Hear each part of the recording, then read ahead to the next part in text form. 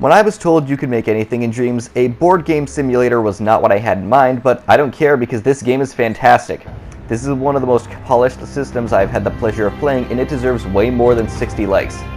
The menu is detailed, that's a good sign. It means the creator is stressing the detail on this one. Okay, gameplay time. The combat here is divided into phases, so I'm going to be explaining it as I go along here. So I just have to call it like I see it.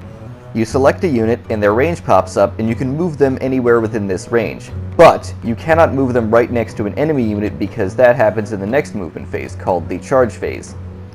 The next phase here is the shooting phase where ranged units get to take shots at enemy units outside of the melee range. When you select a target, you roll dice in the form of randomized numbers. If you hit, you need to roll to wound the enemy, and if that hits, you need to roll to see if the enemy's armor blocks the hit. If it does not, then the unit takes the damage.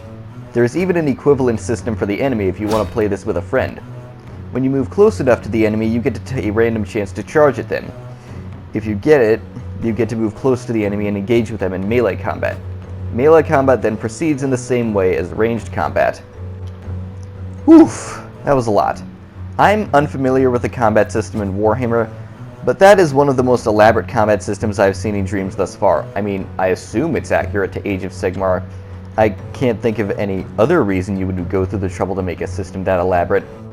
Overall, it's really promising. The combat is well refined to pinpoint once you know how it works, and even the models are extremely well detailed. And there's even background details in each unit. Okay, now on to the negatives. Though I say that with a grain of salt, as the only criticisms I have could easily be fixed in future updates. There is less strategy available here without a bigger board with more units and, of course, more sets. I saw a lot more in the thumbnail, so I assume there is more coming. I've only seen sets of Warhammer set up in the past, and I remember them being pretty big. If my assumptions are even half right, we could have some really epic battles ahead. The creation is still ongoing, and I highly recommend following it. Thank you so much for watching, and I'll see you in the Dreamiverse.